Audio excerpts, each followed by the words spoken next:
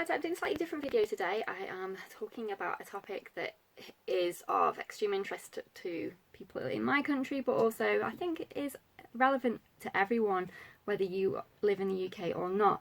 So it's whether home educated children should be registered and what that actually means, because it doesn't just simply mean putting your name down on a list saying that you home educate. There's so much more that goes into it. There's so much more that you have to consider. It's not just a simple should they or shouldn't they, and I think that is part of the massive problem with this actual proposal.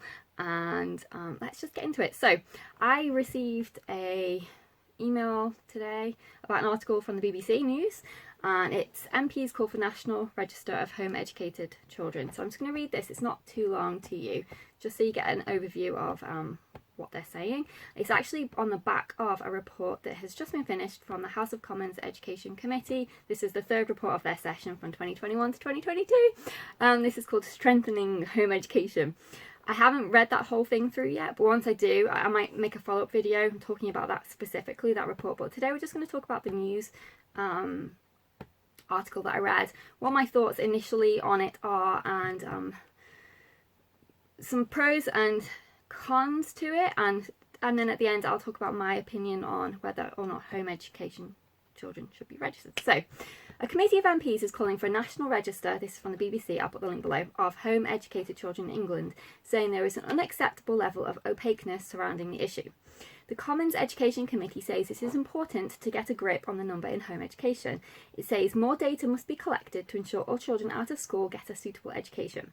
Home educators say this will increase families' lack of trust in the system. We'll talk about that because that's extremely important in a minute. The MP's report, Strengthening Home Education, says the government does not collect national figures for how many children are electively home educated, and parents do not have to register the fact with councils. Committee Chair, Conservative MP Robert Halfon, we'll talk about him in a minute because he's extremely important too in terms of the views on this, says it was frankly astonishing that the government was only able to make a best guess over the standard of education children schooled at home were receiving. According to research by the BBC, published earlier this month, the number of children registering for home education in the UK rose by 75% in the first 8 months of the current school year. Well, we all know why that was. It found more than 40,000 pupils were formally taken out of school in the UK between September 2020 and April 2021, compared with an average of 23,000 over the previous 2 years. Hello, we all know why that happened. The figures are based on Freedom of Information responses from 153 of the 205 county councils. Anyway, that's irrelevant, of UK and Northern Ireland. The Education Select Committee's report notes that it is likely the coronavirus pandemic has increased the number of families choosing to pursue home education. The MP say some families in England face being forced into homeschooling, partly due to a lack of support for children with special educational needs and disabilities. They say there must be assessment of progress in numeracy and literacy to ensure that those who are homeschooled are getting the same opportunities as their school-educated peers. The report also says the government should meet entry costs of exams for home-educated children to help them gain the qualifications needed for future education, training and employment. That will allow them to play active roles in society. Missing out is the next title. Committee Chair Mr Halfon says it is frankly astonishing that we are only able to make a best guess at the number of children being educated at home, particularly when the Department for Education itself concedes that there is considerable evidence that many young people are missing out on the teaching and support that they are entitled to. Some parents are providing their children with a high-quality educational experience, but those against greater oversight must realise that it does not follow that all home-educated children are in the same boat. Neither does it in traditional school. Getting a grip, that's me, that's not them. Getting a grip on the number of young people not being taught in school with a national register for children outside of school must just be the first step in shaking up the status quo. Mr Halfon added that local authorities must keep a much closer eye on how home-educated children were progressing, and that financial and practical support should be given to ensure home-educated children could take exams. But the group Education Otherwise said the Select Committee's inquiry into homeschooling was prejudiced. I wonder why that would be. Its chair, Wendy Charles-Warner, told the BBC, "Yet again, we have policy recommended on the basis of rhetoric and rumour rather than evidence. Parents are deeply aggrieved that the huge majority of their submissions, which make clear that there is no basis nor benefit in registration of home-educated children, have been ignored."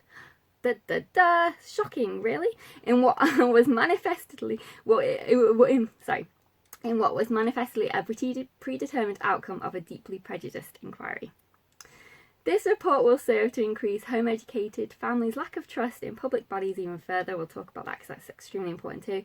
She added, the only valid and reasonable recommendation in this report is that home-educated children receive fair access to examinations, a point which should not need making. Okay, so let's go back to this report. I wish I could do a screen share with you, but I'm sure you can click on it anyway. And let's talk about some of the things that really stood out to me. Firstly, let's talk about Mr. Robert Halfon. So he was the one who was the committee chair. So if you're going to chair an inquiry like this, it's really beneficial if you don't have an extreme view on the topic in question. Really beneficial. So let's talk about Robert Halfon. So I watched an interview with him on the news, on TV, and when asked, he actually said that in his opinion children should be in school. So he's clearly not impartial in this whole committee report, because if you're starting a report and collecting evidence from everyone concerned, there has to be a level of impartiality. There has to be. If your opinion is that all children should be in school, how can you be impartial? You've already made your mind up that home education is bad, it's wrong, because all children should be in school. It's better for them, I think he said, something along those lines. So it's not run from a fair point of view, and that does really matter, because you're actually dictating how parents and children should live their lives when you've already decided that what they're doing is wrong. And I'm sorry, that is not helpful at all. This whole thing has never been helpful. When home educators' experience with local authorities and everything else is not based on a helpful level. It's based on we think you're doing something wrong, we're going to prove that you are. It's never based on, wow, you want to home educate, that's great, let's support you in that decision process. Let's support the child, because it's supposed to be all about the children, but frankly, there's little support for children at all, because it's always from a standpoint of, we want to prove that what you're doing is wrong, as opposed to, we want to help you, we want to help your child get the best education that they can. So you're just starting from different points of view. You've got the home educator here, and you've got the local authority and Mr. Robert Halfon over there, miles and miles away. And the only way you can bridge the gap is by getting rid of him and actually getting someone in who isn't completely anti-home education. I'm not saying that they have to think it's the be end and all end, but to start from a neutral point of view would actually be really helpful. I don't think he has any kind of desire or interest in making children's lives that are home educated better. I just think he wants to pick them up, take them out of their home and shove them into a traditional school building, which more than probably, I don't want to say numbers, but let's just say for argument's sake, 75% were failed in that said traditional school building. And when 75% is just me plucking a figure out of the air completely. However, from my experiences with people and speaking to them, I'd say that figure's around about right. I think I'm in the minority. There are not many home educated families that I know of that didn't ever send their kids to school and that haven't had any problems with school because my child didn't go. And also, we don't have any special ability issues in terms of we have no disability. My child, I guess is atypical normal. She doesn't have any learning difficulties or anything like that. So I think that we are in the extreme minority. It's often the case when I've spoken to people that the education system has failed them, which is one of the reasons why they've taken their kids out. The reason I chose to home educate was because I didn't like any of the schools in my area. They were all ranked extremely low. A lot of them had special measures in, and I just did not feel comfortable with it. And once we started, I realised how much we all loved it, and the reason we've continued is because my daughter loves it. That's the only reason, because she does not want to go into a traditional school. She loves being home educated. So that's why we continue to do it. It's not for me, it's for her, and I respect her reasons, and she likes the fact that I can tailor education to her. She likes the fact that school doesn't take 6.5 hours like it does in a traditional building, and it doesn't need to. And the reason it does in a school building has got nothing to do with education, a lot to do with other factors, such as parents working, such as the fact that it's a large classroom with different abilities and different learning styles, and some finished early, some finished later, so they have to base the time that they're there on balancing those things, and that doesn't really have a lot to do with education, maybe the latter part, but that's only because of the fact that you've shoved them all together into a group of age. That's the only defining criteria. They've just decided, okay, so all 8-year-olds should school together, for no other reason than they'll just do that. We'll stick all 8-year-olds together. So yes, it's more to do with the fact that parents work, and so they need their children taken care of for the time that they're working and supporting the economy. So she loves to be homeschooled and home educated, and that's how we do it. But this Robert Halfon, as I said, he should never have taken part in this because he's clearly anti. And I'm not saying that everyone who should have taken part in it should be yay gung-ho for home education being the best, but you need to have a neutral opinion. You can't already be biased and saying no, children should be in school when you're the head, the committee chair. Let's move on from him. So home educators say this will increase families' lack of trust in the system. Now this is an extremely important point because I see it time and time again. I've heard it time and time again, where when parents say that they home educate their child, alarm bells go off. I personally haven't experienced this, and I've never hidden the fact that I home educate, but I clearly obviously have been lucky because this has never happened to me. But I've seen and heard of so many parents who have gone to routine appointments or specific appointments for their children, whether it be paediatrician, whatever it may be. They've had some kind of problem. They've taken them to said doctor. They've gone to their appointment and they've said that they home educate their children. They have been referred to social services for no other reason, no safeguarding reason other than the fact that they said that they home educated their child. It's usually 99.999% once the referral goes through to social services, completely thrown out, saying, that's ridiculous. There's nothing wrong here. But that puts a lot of distrust in the parent. It's a lot of pressure on the family.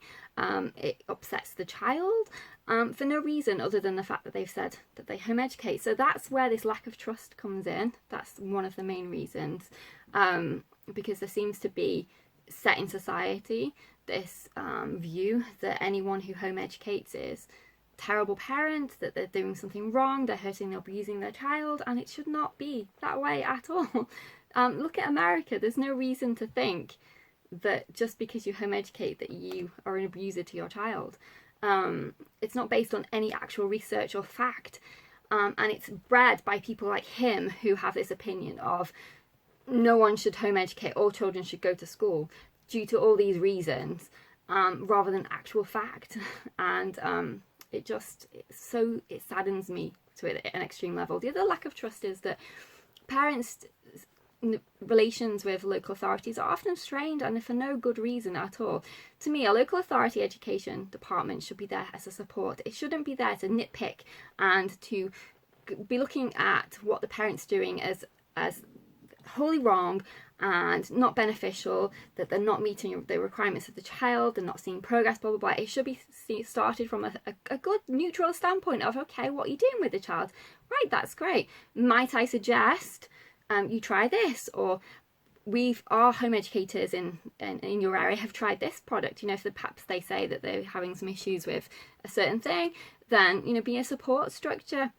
I told my local education authority, which I don't think they ever did, but why don't they share best resources that their home educators in the area have used with fellow home educators in the area? Maybe they do, I don't know. I can't say for sure whether they do or not. I mentioned to get a Pinterest board for the local education authority and to pin on their resources that parents could actually use. Because what I feel like from my experiences of hearing what people have said when they've dealt with their local education authorities, it's not from a support structure. It's not from, okay, have you used these resources to help make your education better for your child? It's not like that at all. It's picking apart what they already do and saying that everything is wrong or that they're not doing enough without actually giving them any kind of ladder or guide to step up and say, well, okay, why didn't you try this? Or have you tried that? Or have you thought about this? Or have you thought about that? It's never like that. It's like, okay, what you're doing is wrong. Therefore, quick, we need to whip those kids out and shove them back into school without any kind of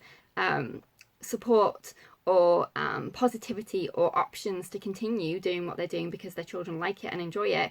It's like, oh no, you can't do it, you're incapable, we're not going to help you at all, we're just going to assume that what you're doing is wrong and take them and shove them back into school. Because the common theme that you see throughout is that the local education authority issues a school attendance order, thereby threatening the family, saying that you need to take your children and put them back into education, traditional education, otherwise we're going to sue you and take you to court. How is that helping anyone? And often it's on no grounds at all other than that the family, for whatever reason, they feel like it isn't providing the education for the child, but they don't try and help them provide the education. They just say, okay, send them back into school. And that's the whole problem. We've, for whatever reason, decided that the only type of schooling that works and is useful is a traditional school building, and that nothing else, we shouldn't invest any time or energy or resources into any other option, because that's the only option that we want here.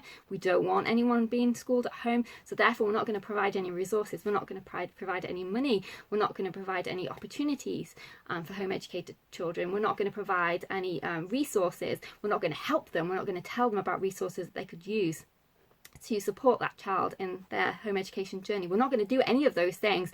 All we're going to do is say, you're doing a really bad job and we want to send you straight back to school. That's where the lack of trust comes in. And it could be fixed so easily. In my opinion, all they need to do is reconfigure the staff in the local authority. They need to get some education department, they need to get some home educators on staff who will actually help review the paperwork that comes in, the reports that come in from families. Because yes, they have a teacher looking at them, and that's great. I don't have any problems with that. But you also need to have someone who actually home educates to look at it too, because it's different teaching one child, 2 children, 3 children, to teaching a class of 35. It's not the same at all.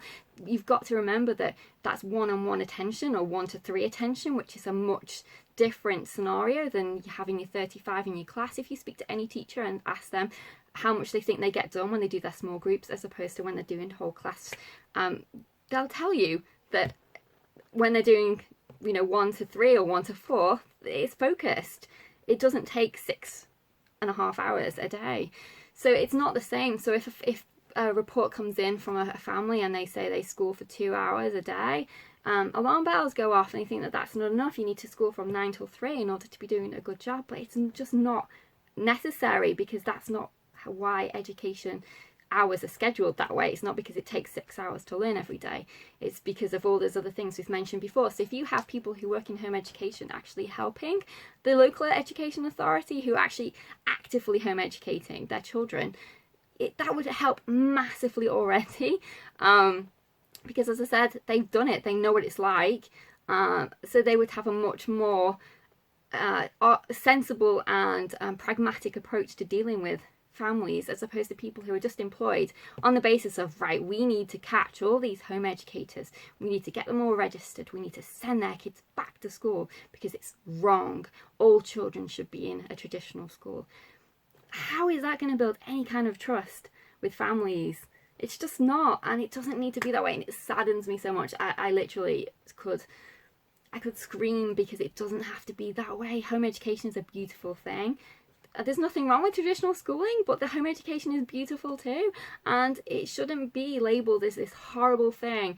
All these reports and all these things that have to be done to ban it, or to tailor it down so it's in a little box of it has to be this way in order for us to actually cope with it and deal with it. And if it's not, if a family is slightly out of the box and chooses to do a different method of schooling, that's so wrong and there's no benefits to it, and children won't progress and everything else, and it's just not accurate at all. Okay, so let's move on with him.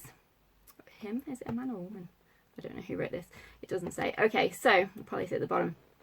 Let's move on. So according to research, figures have gone up. Well, that's really not surprising because of the pandemic. And And I'll talk about that actually of one case I know of that I've read of recently with the pandemic, and it also plays back into that lack of trust. So I read about a lady who had taken her child to see a specialist due to eating disorder issues. They'd had these issues for a number of years.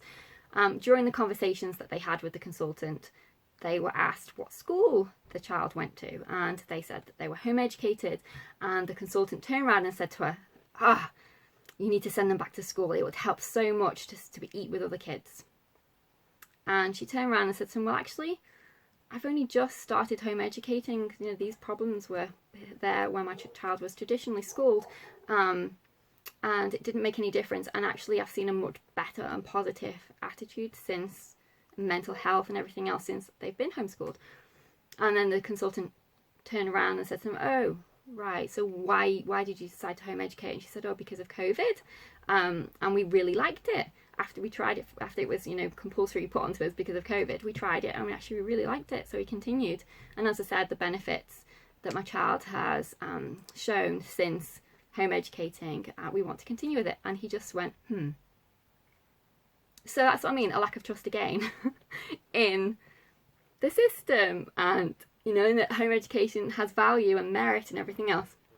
So this number that's increased, well, a lot of that is probably to do with coronavirus, and because people have actually seen the benefit of it, or that they're worried, or that there's health problems in the family and they might not continue once things calm down. They might send their kids back. So I don't think just on that basis that there's been a sudden influx of home educators that we need to all panic and everything else. And also don't forget, a lot of this is all about the fact that according to these reports, they don't know how many children are home educated, but that just simply is not true. The majority of people who home educate have actually at some point or another been registered on a school roll. So they are known about, they are registered. So the extreme minority of people who have never sent their kids to school. I'm one of them, but I guess you could say, registered. The local authority knows about us. I have to send reports to them. And when asked, I just recently sent my current report to them because they asked me for it. So, are people really not known of? I'm not buying it. And the whole safeguarding issue comes into play. It doesn't, because it shouldn't, because all those children are generally known about anyway because they're in a completely different system, social services. So again, that's not a reason to treat everybody in this negative, hostile way, because those people that have issues are often known about anyway, either because they've had issues when they were in school and now they're not in school but they're still known about, or because other areas have been involved in it, other departments, for example, social services. So I don't buy this whole we don't know how many people are being home educated nonsense. It's just another way to push what they want without grounds and without any benefit. That's the whole thing. There's no benefit.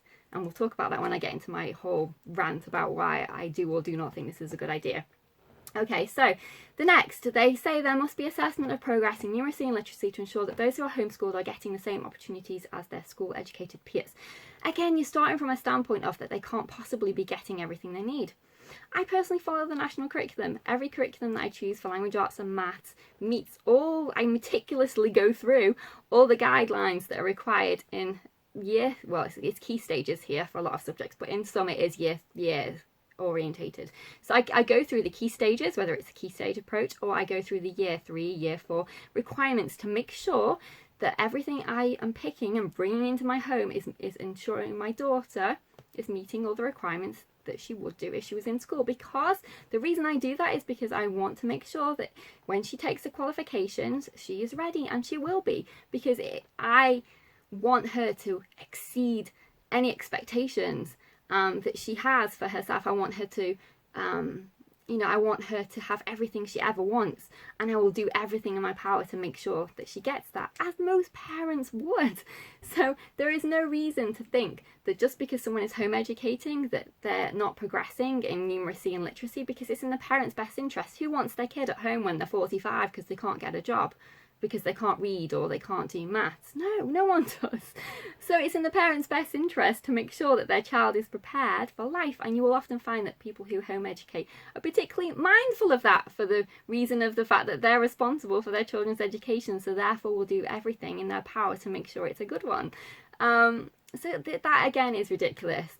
And I will also say, it doesn't, when kids take a test in school, it doesn't mean that they actually know those things either. We've talked about tests before and how I have a really good memory, and I could memorize 2 essays back to back and, you know, word for word write them in my exam paper. But then if you were asked to ask me later, I could tell you, you know, roundabout facts of everything, but nothing in depth, because I just memorized it for the test. So I don't think that passing an exam means that you know everything about that subject. It means that you've studied for it. It's in your short-term memory. That doesn't mean it's gone to long-term memory. I think what's more important is, can they go to the shops and use money and buy stuff? Okay, tick. Can they read a book? Tick. Okay, that, to me, actual practical things of can they do this skill as opposed to can they pass this test is more helpful and demonstrates ability, as opposed to can I fill out this form and get 10 answers right, but then if you were to ask me later, I couldn't tell you how I did it because I just memorized it for the test. So to me, it's all about can they actually do something in practicality as opposed to can you actually learn something for a test.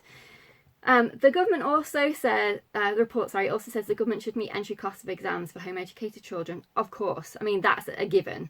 I'll talk about that at the end when I talk about my opinion on this whole registration thing. It should never have been the case that they weren't.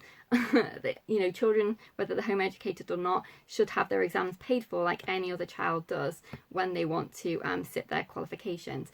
But it shouldn't be that you can only sit qualifications at 15 or 16, because often home educated children can be more advanced, and therefore they should be able to do their qualifications sooner if they want to. So I don't think it should just be a blanket, okay, when you're 16 we'll pay for your GCSEs. I think it should be when you're ready to take your qualifications, then you can have that allocation of money sent to the examination board or the institution or establishment where you're taking your exam, and we'll pay that for you. Okay. And then it says missing out. Again, this really upsets me, because they assume just because children aren't on a form saying that I home educate that they're missing out on education. But anyway, that's the whole section about that, was that they don't know how many children are home educated, and I'd argue that they do know an awful lot of how many children are home educated because of the fact that they were at some point on a school roll. I think it's very small that they're not. I don't think it's a very common thing. As I said, when I mix with other home educated families, 9 out of 10 of them have been to school. You'll find the odd one occasionally, but it's very rare. So I don't think that is something that should be the focal point of why we do this register. And also because, so what if they're not? Does that mean that they're bad people or bad parents if they're not known of? You know, if they're taking their kids to all their routine appointments and everything else, they're known. They exist. If they've got a doctor, if they've got, you know, any kind of medical, which most kids will, because at some point in their life they are going to have been ill or sick or requiring some kind of doctor. So they'll be registered somewhere. So it's not like they're not known of, and they'll get child benefit. You know, so it's not like they're not known of. It's just that the parents don't feel like they need help to raise their children because they're doing a good job. Why are we assuming that just because they're not known about that they're doing a bad job and that they're heinous and horrible people? You can't draw a conclusion from one thing and just stick it somewhere just because it suits your agenda. What facts do we have? What knowledge do we have that people who aren't registered are horrible people? Okay. And then it ends with the only valid and reasonable recommendation is about the exams. Yes, we agree with that. So Wendy Charles Warner, again, we have policy recommended on the basis of rhetoric and rumour. Exactly what the rumour is, to what facts are we basing the fact that just because someone isn't registered that they're a bad person and they're horrible to their children. Again, I deeply agree that the huge majority of their submissions are ignored, and I don't even know how many submissions and call for evidence there's been. Tons. I'd say at least 3 or 4 that I can remember, and they're clearly not listening to anything that home educators are saying. And a deeply prejudiced inquiry, yes, because of him. And God knows how many other people in that room who are clearly anti-home education. Okay, so my thoughts and my opinions on it. You'll be surprised. And let me just preface this by saying this is just mine. I don't want anyone to think that I'm speaking for the home education families. This is just my thoughts. Okay, so do I have a problem with a register? I don't think we should call it register for a start. I think we should call it intention. My intention is to home educate. It would make it already different. Register, people have negative things with it. They think about criminal registers and things like that. So change the name. That would really help. Okay, so do I have a problem with saying that I home educate my child? No. I have said I home educate my child from preschool onwards. If anyone has ever asked me, whether that's doctors, whether that's people in the street, I always tell them I home educate my child. I've never hidden that fact. So do I have a problem with saying I home educate my child? No, I actually don't. But what I have a problem with is that where does that lead to? And if that led to a better place, so the grass is not always greener, but say that led to a better place where parents were actually encouraged and supported in home educating, then that would be amazing. And I'd be the first one to say, yay, raising my flags, let's do it. But it won't be, because of what's happened in the system, and because of people like Robert, who are so anti-home education, and for people in lots of local education authority departments who are anti-home education. We need to scrap everybody and reassess. I don't care if some people prefer school and some people prefer home education, but you can't decide that based on what you believe that the person you're investigating, and again they shouldn't be investigating, but the person that they're reviewing is doing the wrong thing because it's not what you agree with. And until we can get rid of that bias, then it's not going to work. And it also needs to come from a point of view of, we're trying to help you, we're not trying to find things that you're doing wrong, and that would massively change it too. So we just need to get all these people in from the local education authorities and retrain them, whether that's by speaking to someone who home educates, doing lectures with people who home educate, and they can explain to the local education authority staff how they feel and why they feel that way. But the problem is, home education people have been doing this, home educators have been doing this for years with all these different submissions, and they feel like their voices are never heard. They feel like the local education officers just don't care because they've already decided that they don't like what they're doing, and therefore they're going to use everything in their power to stop it. If we just accepted, we need to accept that home education is here to stay. If we just changed our viewpoint and looked at home education as something that's here to stay and a benefit, then that would massively change the mindset too. I think in America it's very normalized to home educate. There are lots of states that actually support, whether that's financial or with resources, if the parent wants them. There's no stigma attached to it. Schools will even have special hours where kids that are home educated can come in and use labs and use technology and take part in a PE lesson if they want to. So it's massively different than it is over here, for the fact of for the fact that we don't want to accept that it's a valid choice, and we want to stick it into a corner and say it's wrong. So because we're starting from that point of that it's wrong and there's nothing beneficial to it and all kids should be back in school, we're not actually solving the problem. We're just going round and round in circles and not getting anywhere. And then you've got the kid in the middle who is just like, what's wrong with me being home educated? And the parent says, well, nothing. But apparently everyone else seems to think there is a problem. And it just doesn't make any sense, because if the child is the centre and if the child is the one that you actually care about, then you should be supporting that child in their method of education that is what they choose to follow. And you're not, because you're saying that if they're not in a school, then they're not being educated. If they're not in a school, that there's something wrong with their family. If they're not in a school, then you can't watch them and monitor them and register them, all these other things that actually don't solve any of the issues at hand. A lot of kids who go to traditional school had problems there, hence why they're being home educated. And we just brush that under a carpet and say it doesn't matter because school's the best place. We don't acknowledge that there are failings, massive failings in schools.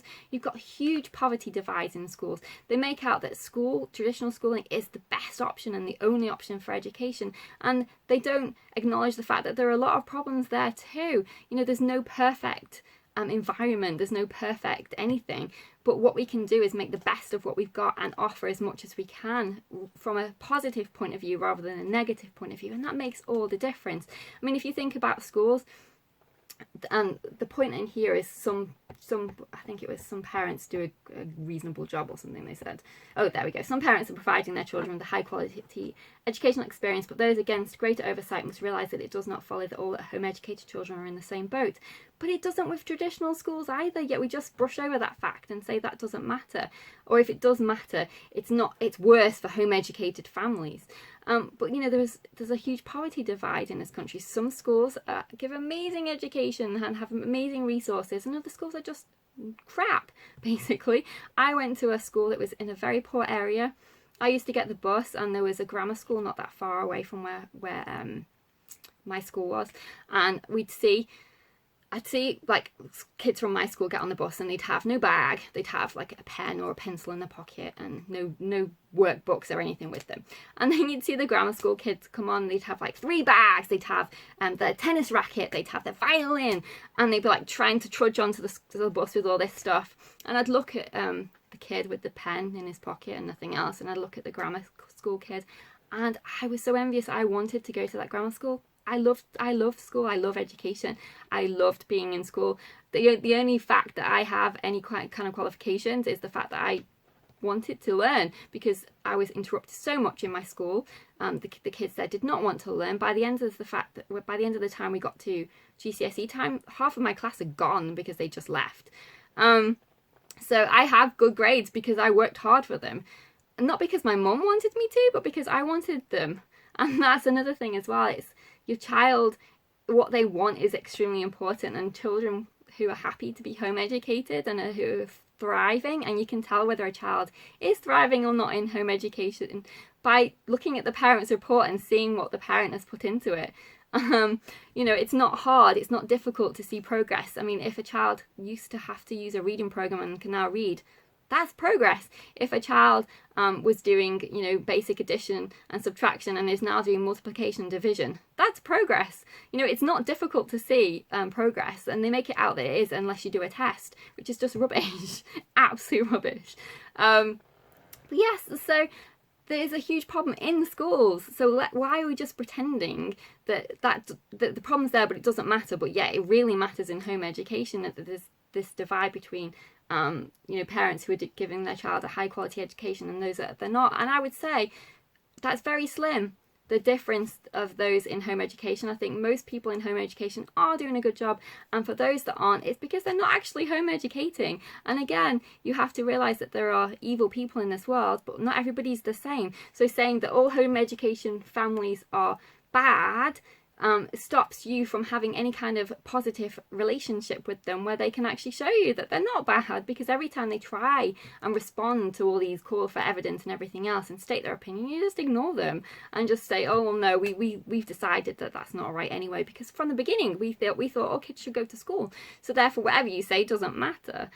So we need to change the whole mindset about it, that it's not a bad thing. There's nothing wrong with it. It's a valid choice. And if you just start from if we just move that way just a tiny little bit, and we start from that point that what you're doing isn't wrong, and yes, it's a valid choice, that would make so much difference to all these doctors that refer kids to social services because they home educate, to the likes of Robert, who thinks that only kids should be in school. Move them just a little bit to say that actually, you know, it's a valid choice. We're saying, neon sign, home education is a valid choice and there is nothing wrong with it. It would change people's mindset. Doctors would think, oh, okay, there's nothing wrong with home education, right? I don't need to report families to social services just because they say they home educate. I can actually look at the child and think, do they look nourished? Do they have any injuries that, you know, need or look concerning? Does the mother not care? The father not care? Have they brought them to this appointment? So they must care about their well-being. Rather than just thinking, okay, well, they home educate, so I'm going to report them anyway, and there's no actual grounds for it. So we just need to move slightly a little bit, and that would massively help. But we also need to see home education as something, a positive thing, and provide opportunities and experiences and money to families who choose to home educate. Then that would solve all this problem of, what was it? It does not follow that all home educated children are in the same boat. Well, we can solve that. We can help them. the parents, if they're working, are paying taxes to a school that their kid doesn't go to. Let's give them some of that money back. Then they can go and get all the resources. Then the kids will be back in the same boat as everybody else who is receiving a high quality education at home. You know, there's ways and means of doing it, but we just need to change the mindset of that it's a negative thing. We need to change the mindset of local authorities who are just looking for something negative, who are just trying to prove that what you're doing is wrong and that you're a bad parent and your kids should only be in school, and actually see it as, okay, well, you've made this decision to home educate your child. That's great. What can I do? What can I do to help you fulfill your child's potential? What can I do to make your life easier? What can I do to help you and guide you if you need it? Because not everyone will. What can I do to advertise the fact that I'm pro home education? We're not a mean local authority who thinks that your kids need to be in school because you're incapable, or that there's something wrong with you because you're home educated and choose not to send your kids to traditional school, that you need to be registered because there's something clearly not right, because you're not following mainstream of doing everything like everyone else does. Having their own Pinterest board would be a huge step to show to other fellow home educators in the area, actually my home education department does support my desire and my child's desire to home educate, because they're providing all these different opportunities. They're telling you about sales in your area for educational products. They're telling you about discounts that home educators get from various tourist attractions. They're telling you about curriculum that their fellow home educators in the area use and they might want to consider, and they negotiate good discounts or prices for you on different things. That would be much more beneficial and much more helpful than just assuming that what they're doing is wrong and we have to nitpick and we have to find a hole in this person's report to show that what they're doing is wrong, and to show that that's not enough progress, or to show that they need to be sent back to school. Then we're going to quickly send this form out to them to tell them that we're going to take them to court. The mindset needs to completely change, and it would make a huge difference. So that's my thoughts. I hope that was interesting for you, and I'm going to read this report from Robert and his cronies and see what they said. I just had a quick look at it, and yeah. Sigh. I don't think they listened to any of the submissions, which is not really surprising because they never do. It would be nice if one day we wake up and there'd be a report out there that actually did listen and did actually want to help and set up resources that would actually be beneficial to home educators, rather than just making them run through hoops for the fact of the matter that they can, as opposed to there's actual any benefit to the child in question, which apparently they care about, but yet they don't want to help and they just want to force them back into an institution that failed them in the first place. Through no fault of the institution, it's just some kids are different and some kids need more help, or some kids some kids are just not made for the school environment but thrive in the home environment. Every person is different, and again, we seem to have made strides in other areas of society acknowledging that, but in education we just have not. If you don't fit into the box, you failed, basically. And it's sad. It really is sad. It's sad that half of my class disappeared before the last year of school. Goodness knows what happened to them, probably on benefits, I'm guessing, or pregnant. And it doesn't have to be that way, or in gangs, or some of the jail. It's just sad, and it doesn't have to be that way. And we have to acknowledge as well that just because someone home educates, it doesn't make them lesser than a person than someone who doesn't, and that they should be treated with respect and not assumed that they're guilty of a crime when they haven't committed it. We don't do that in any other kind of society, so why are we doing it with home education? They're apparently all bad and they need to be registered and monitored, and it's in the parents' best interests to provide their child with an extremely good education, extremely good experiences, because they're the ones who'll have to mop it up if they don't. In the next video, take care, bye for now.